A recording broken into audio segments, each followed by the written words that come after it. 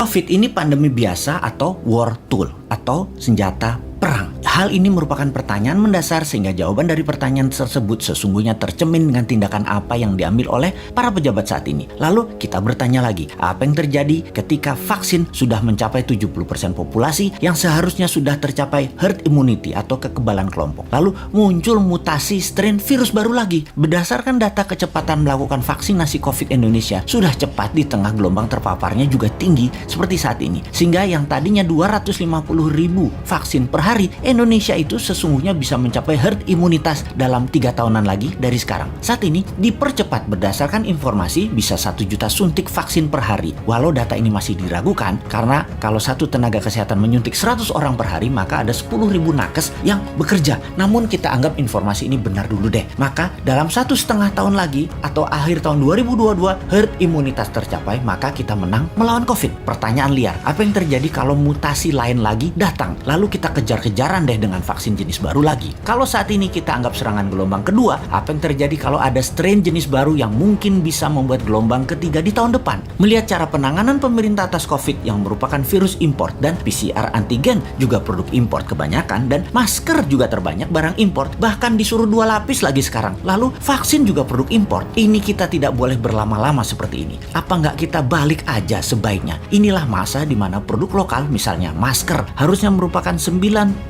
masker yang beredar di Indonesia saat ini adalah buatan lokal. Antigen tes lokalnya harus 100%. Vaksin lokal harus 50%. Atau obat peningkat imunitas yang lokal harus digenjot. Agar kalau virus mutan lagi, kita nggak terus bergantung impor yang akan membuat ekonomi negara digerogoti uang keluar atau flight capital. Sudah cara bernegaranya membatasi uang beredar menjadi tipis di tanah air, uang tadi ditarik keluar dengan berbagai kebutuhan impor dan tunai di tanah air harus hidup dengan pinjaman dolar asing dan yuan. Rupiah kok jadi nggak berdaulat ya? Pastinya karena kebijakannya terlalu impor. Walau bisa terlihat benar karena semuanya dalam keadaan darurat, tapi kalau bernegaranya daruratnya berkepanjangan seperti ini, sebenarnya bisa nggak masuk kategori salah kelola atau mismanagement bernegaranya. Lebaran tahun 2020 nih ya, kita nggak boleh mudik, pulang kampung, mudik apalah itu. Lalu tahun 2021 berlaku lagi, nggak boleh mudik lagi. Oke lah, kita manut, 2 kali ya kita manut. Walau ada beberapa orang nggak tahan melakukan pulang kampung yang katanya mereka lah penyebab meledaknya gelombang kedua paparan COVID sekarang. Oke lah, argumen ini diterima. Tetapi kalau tahun depan 2022 masih lagi,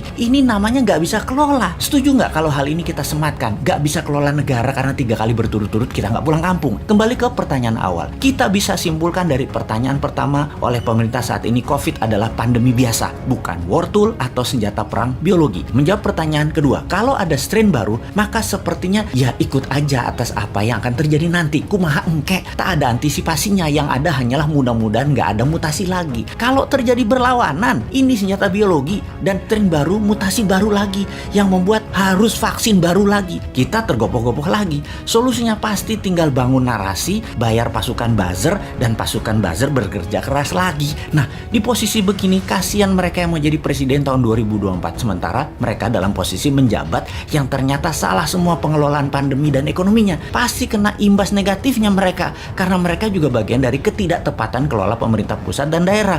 Karena yang digadang-gadang tahun 2024 kebanyakan pejabat incumbent. Di sini enaknya jadi yang bukan pejabat tetapi selalu memberikan solusi. Bahkan bukan hanya solusi, tapi saran yang dikerjakan walau dengan skala tanpa fasilitas. Bisa jadi kuda hitam nggak di tahun 2024 kira-kira dia itu? Tapi mudah-mudahan prediksi ini salah. Ekonomi membaik, COVID teratasi tahun ini. Amin. Cuman takut aja prediksi ini benar. Masa tinggal bosman tahun 2024? Ya nggak mungkin toh. Harusnya bisa 3 kali menjabat. Dukung!